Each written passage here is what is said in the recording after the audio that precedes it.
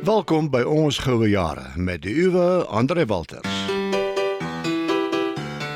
Ons Goue Jare is 'n gereelde weeklikse halfuur hier op die gunsteling radiostasie vir ouer mense en hulle kinders en kleinkinders, sodat hulle ook kan verstaan wat die uitdagings is van ouer word.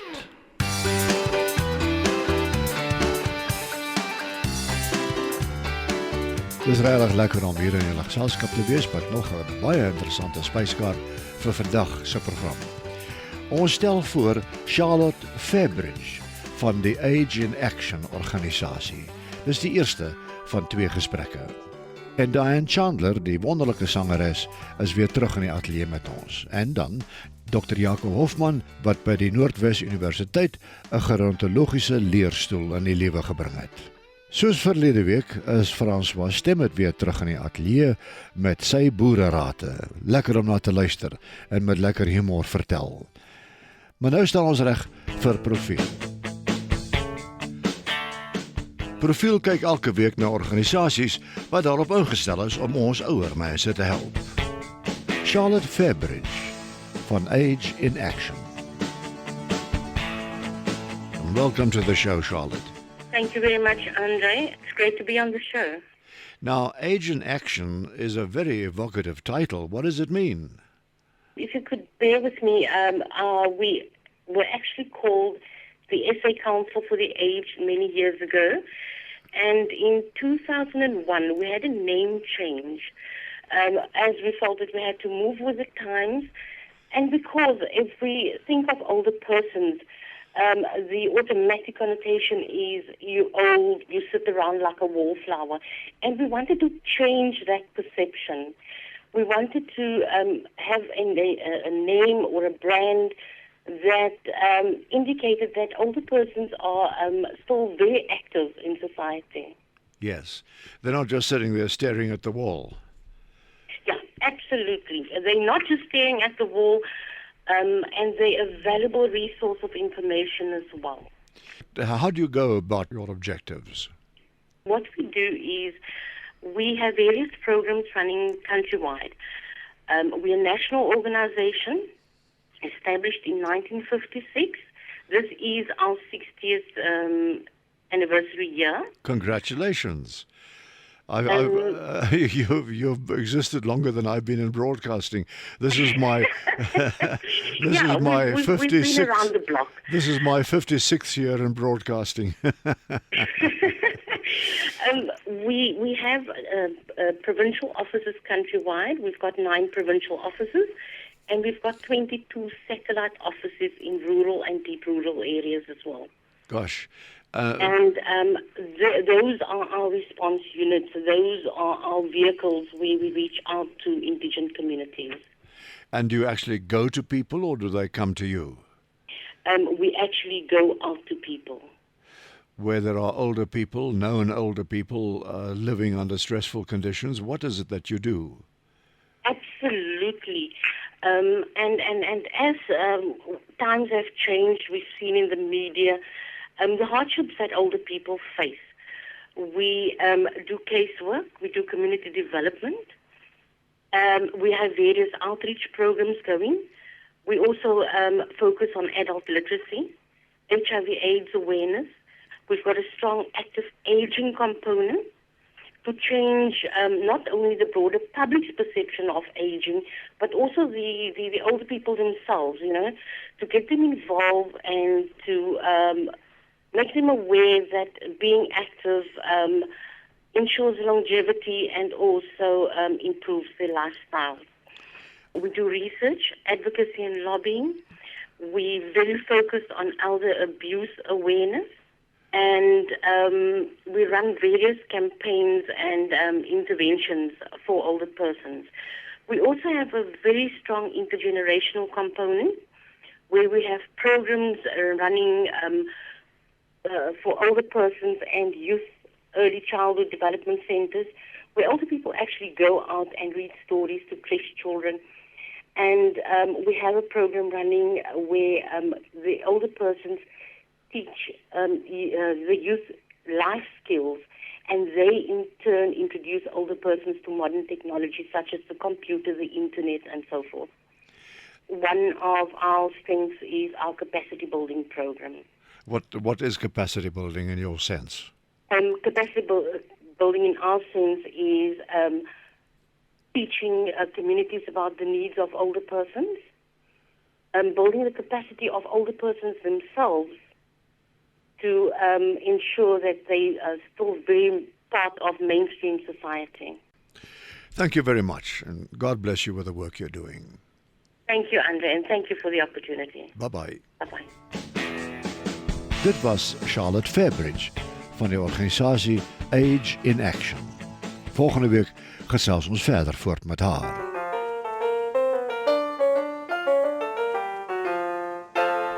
En nou is dit tyd vir ons onderhoud van die week. Dianne Chandler wat reg staan om weer met ons te gesels oor haar loopbaan en haar gedagtes oor die ouer word proses.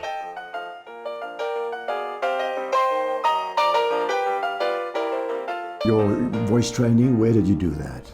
You know, when I was 12, my parents found this singing teacher. Her name was Madam Styles Allen. And she had a reputation for taking Julie Andrews under her wing. Now, she was very expensive. She was £0.50 for an hour. And my parents let me go to her once a week for 6 months. And then it just became too expensive. Yeah. And I didn't like going there because I realized that I was starting to sound like Julie Andrews. And I didn't want that. I wanted to sound like me. Yes. Yeah. Yeah, gosh. And at what stage did you realize you were going to make a career of this? Oh, when I was very young. Really? When I was 7, my older sister was 9, my younger sister was 3, and we were all sent to dancing class, and as usually happens with a dance class, the dancing teacher usually puts on a show at the end of the year, and so it was, I guess it was unique for her to have 3 sisters that not only danced but sang as well. So my parents then got on the bandwagon and realized that this was quite a good little earner. Yeah. So my father bought a 5-year diary, and within a very short period of time, that diary was full. So we sang every weekend, every Friday night, Saturday night, Sunday night. A musical family. Somewhere in Yorkshire.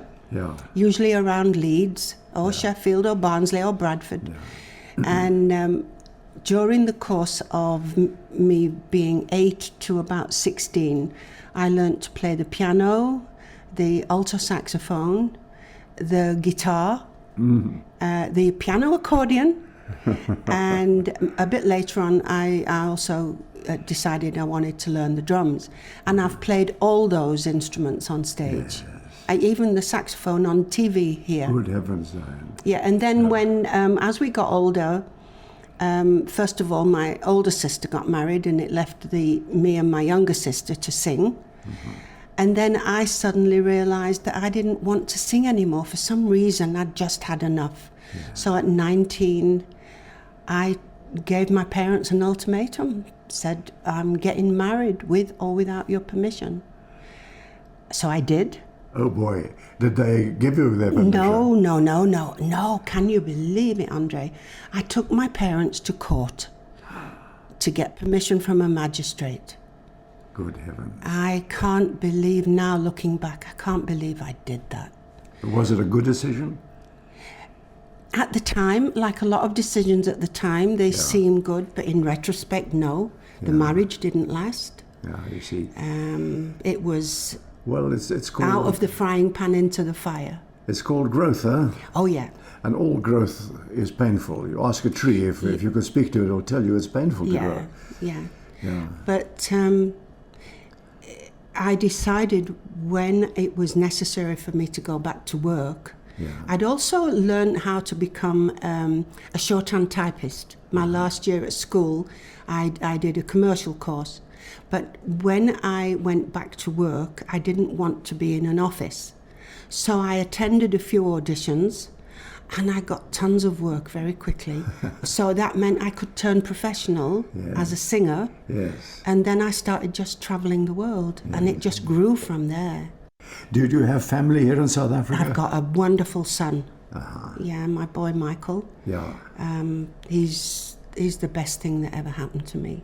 One of the problems with older people is the loneliness that they experience. Yes. And this often happens because they don't have family left. Absolutely. I can... Or family sitting in another country, you know. Yeah. I can totally relate to that. I have many moments, even now, where my son is only up the road, but I don't want to pick up the phone and say, come and visit me, I'm lonely. Yeah. I've got to learn how to handle this by myself. Yeah. I've got to see it through. I've made friends since I've been in Olivedale. And How long have you been here? just 3 weeks. Really? Yes. Okay. Yes. Yeah. But I'm an outgoing person. Yeah. And I guess it comes naturally to some people to just say, hi, how are you? You know, how's your day? And other people, they need someone else to do that for them. Yeah. People are sometimes unnecessarily retiring, even though they are retired. Yes, yes. They older people sometimes think that their story's not worth listening to, or nobody's interested in them, or I've got nothing to say, nothing to contribute. And you know, everyone's had a life. Everybody's got something to contribute. Dit was Dianne Chandler, wat veral bekend is vir haar wonderlike sangstem.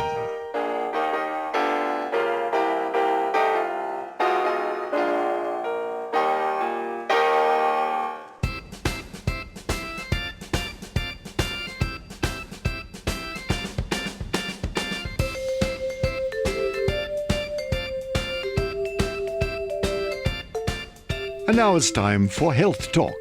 Gesondheid vir ouer persone.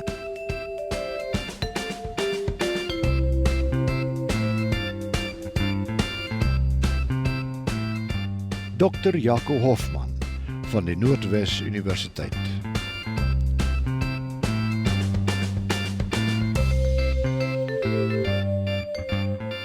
Jy laat my nou lag, jy weet, Jaco, as ek so na jou luister, oor ouer mense se siektes is nie so romanties as jonger mense se siektes nie.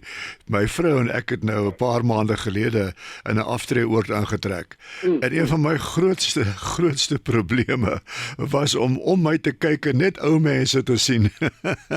Ek het dit is 'n bietjie onnatuurlik hierdie aftreeoorde, né? Ja. So die natuurlike ding is mos nou om in 'n gemeenskap te bly met die hele spektrum van generasies en so meer. Daar's 'n bietjie 'n konsentrasie, moet ek sê. Luister Jaco, help ons om te verstaan hoe jy in die gerontologiese rigting beweeg het. Ek verneem jy was by Oxford Universiteit gewees en dat jy nou 'n leerstoel oopmaak by die Noord-Wes Universiteit en so meer. Gee ons net 'n soort van 'n penselskets van jou lewe tot dusver. Ja, kyk, die hele veld rondom ouer persone is 'n relatief nuwe veld, né? Ek weet as ek so sou kon sê, dan sou ek kon sê ek is 'n tweede generasie gerontoloog. Eerste generasie, prominente name is Monica Ferreira, wat nou onlangs afgetree het by die Universiteit van Kaapstad. Sy is werklik die pionier in hierdie veld. Jy weet, rondom navorsing nou spesifiek. Praktisyns, jy weet, dis al 'n hele klomp mense, veral maatskaplike werkers wat in hierdie veld gespesialiseer het.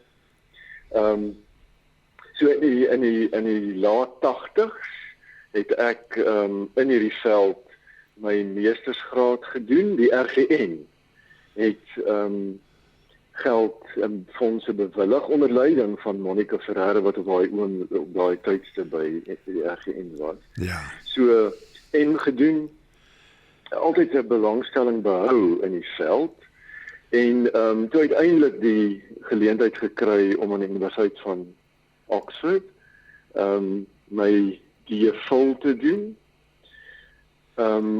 En ek het daar aangebly vir amper 10 jaar.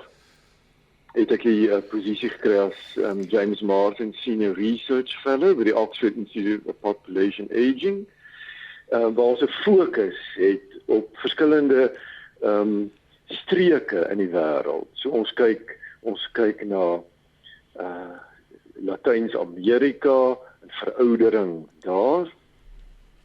En dan kyk ons in Oos-Europa en so meer. En die spesifieke fokus wat ek nou het is Afrika, Sub-Sahara Afrika. En ons het toe saam met Isabella Abodurin, my kollega, het ons 'n netwerk aan die gang gekry, the African Research on Aging Network, wat na veroudering in Sub-Sahara Afrika kyk. So dis nou so in 'n neutedop. En verlede jaar, na 10 jaar in die Verenigde Koninkryk, is ek terug Suid-Afrika toe. En is ek nou hier gebaseer, nog steeds met affiliasie by Oxford. Waar het ons 'n subprogram gestig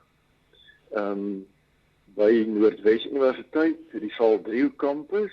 En die subprogram se naam is Aging and Generational Dynamics. So, waar ons spesifiek kyk na veroudering en die intergenerasionele verhoudings. Ja. Want belangrik in Afrika is die multigenerasionele huishouding, né? Die meeste huishoudings in Afrika is multigenerasioneel, so meer as een generasie bly in dieselfde huishouding. So ons is geïnteresseerd in die verhouding tussen die generasies en so meer.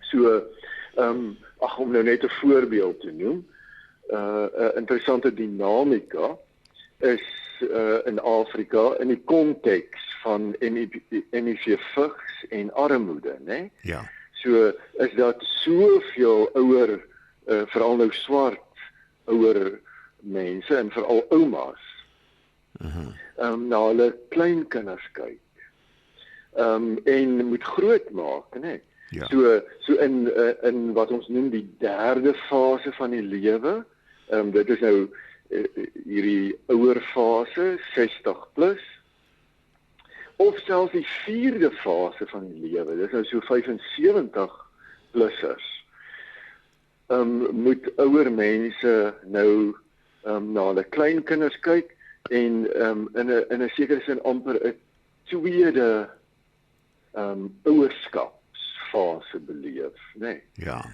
So in die derde, vierde fase is daar dan nou hierdie tweede ouerskapsgeleentheid wat jy het. En, dit verander natuurlik die dinamika tussen oumas en kleinkinders, want hierdie oumas word nou weer ouers. So en die kleinkinders word soos kinders hanteer. Ek kan my indink, Jaco, dat daar baie groot sielkundige stres uit so 'n proses moet uitvloei. Ja, minder so vir die jong, jy weet, kleinkinders, weet jy, van babas en kleuters en so meer. Ja. Meer so wanneer hierdie kleinkinders tieners begin raak. So jy kan jou dit self indink as jy op 80 weer 'n tiener moet soort van in jou huis hê en groot maak. Net dis jou volle verantwoordelikheid. Ja. So dis nie net dat jy wat tipies gebeur, jy weet kan sê, okay, so ons het nou 'n lekker middag saam gehad en nou stuur ek jou terug na jou ouers toe nie. Ja. Dit is jou verantwoordelikheid. Vandag se noem dit streetwise tieners, met ander behoeftes as wat jou kinders gehad het toe hulle tieners was. 'n Klomp jare terug. So ja, geweldige sosiale druk op ouer mense. Ja. En dan ook die sielkundige emosionele druk.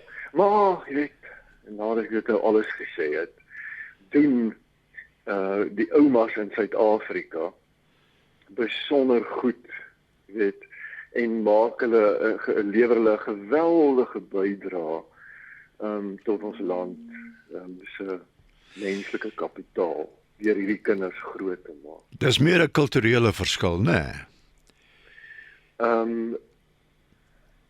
Ja, ek moet sê die tendens is daar ook onder blanke ouer persone om groter verantwoordelikheid te neem vir kleinkinders en om nog 'n bydrae te lewer, nee. Ek moet sê ek en my pa dikwels hierdie gesprek dat dit hou hierdie oumas aktief en aan die gang, né? So jy kan nie gaan terugsit. Ja. So en ek dink dis die uitdaging.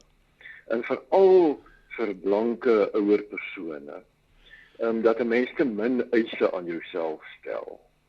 En dat die gemeenskap dikwels te min eise aan ouer mense stel. Wie daai retirement gedagte, die aftree gedagte. So sterk westerse begrip. En dis natuurlik 'n begrip wat ons nie in Sub-Sahara Afrika ken. Jy weet want daar's nie pensioene in Sub-Sahara Afrika nie. Daar's 5 lande met 'n klein pensioentjie. Suid-Afrika is natuurlik nou 1 en Namibië, Swaziland, Lesotho, Botswana, Mauritius. En vir die res in Afrika werk jy maar of is jy afhanklik van jou kinders. So jy moet werk tot op die einde. Ja. So of 'n bydrae lewer ten minste tot op die einde. En dat natuurlik in ons land, ek weet nie hoe dit in ander lande gaan nie, maar daar word baie geld gegee aan onderhoudstoelae vir kinders in families. En Ja, wat natuurlik 'n geweldige positiewe ding is tussen Suid-Afrika en Brasilië.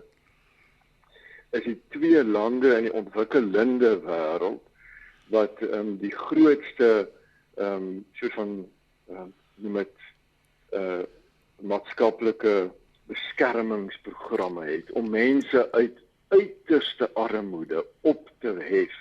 Want wat ons sien gebeur is dat hierdie pensioene van die oumas, die ouer mense, word gedistribueer deur die generasies om hulle uit absolute hongersnood omtrent. Hongersnood op te hef, né? Ja. En natuurlik help die toelaas in daardie opsig. Die vraag is natuurlik hoe volhoubaar dit is om hierdie toelaas te gee met ons klein belastingbasis en so meer. So binne die gerontologie sal 'n mens dan na hierdie groot tema kyk van pensioene en hoe geld gedistribueer word deur die generasies afwaarts en opwaarts en so meer.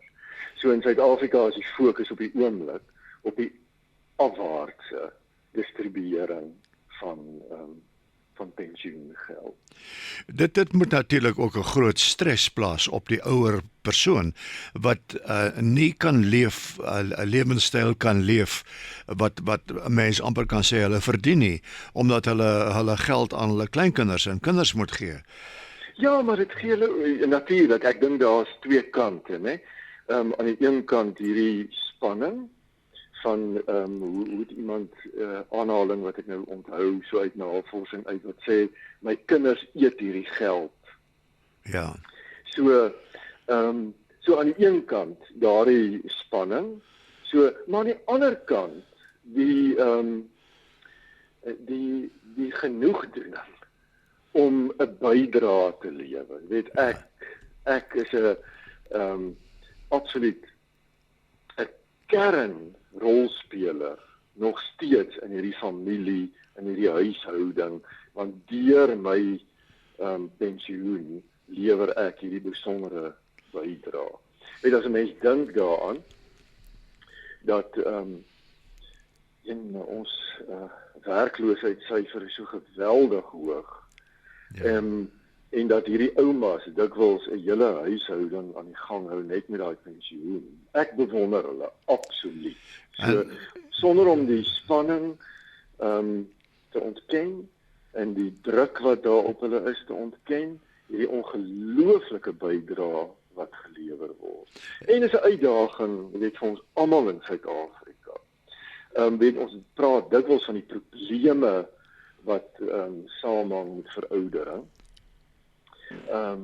Maar daar is ook hierdie geleenthede om nog steeds 'n wonderlike bydrae te lewer. Ja, en daai pensioentjie is wat is dit omtrent R1,800 'n maand. Ja. So wat hulle nie alles met daai pensioen doen nie is ongelooflik. Goed. Jaco, ek sou graag volgende week verder wou gesels want ek dink hierdie dinge is regtig interessant en belangrik vir mense om te weet. En dit help mense ook om vergelykenderwys te sien waar jy jouself as 'n ouer mens staan in hierdie geval van kom 'n prentjie. Om perspektief te behou, nee. Ja. So weet ek doen baie praatjies met veral ons bevoorregte blanke ouer persone in aftreeoorde en so meer, dan kyk ek hulle so in die oë en dan sê ek vir hulle, hoor hier sit julle as die mees bevoorregte ouer mense op hierdie hele kontinent.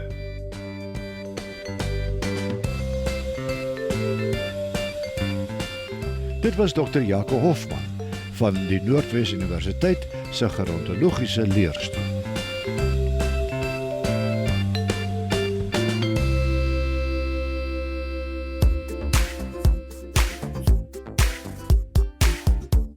Boererate met Francois Stemmet. Francois Stemmet, baie welkom weer by ons. Ons sien uit na jou boererate. Onthou net een, jou mediese dokter is 'n baie belangrike persoon in jou lewe. Jy kan nie jouself diagnoseer en sê, okay, ek gaan nou hierdie natuurlike ding neem of daai natuurlike. Jy moet met iemand praat wat ken. Ja. Nou ja, dit was nou die scene-setter, André.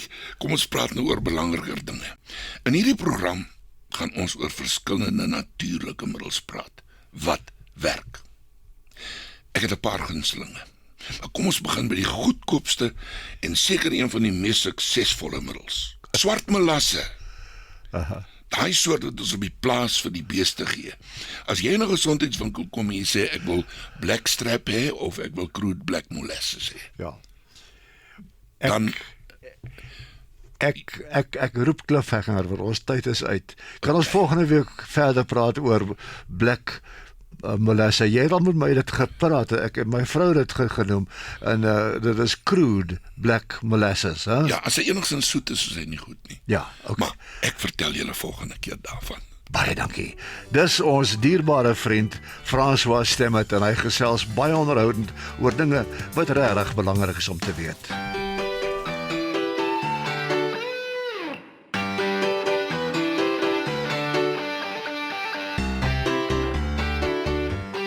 Maar nou moet ek totsiens sê, tot ons weer gesels hier op Ons Goue Jare. Maar tot dan is dit André Walters wat sê, hou uit, hou moed en hou koers.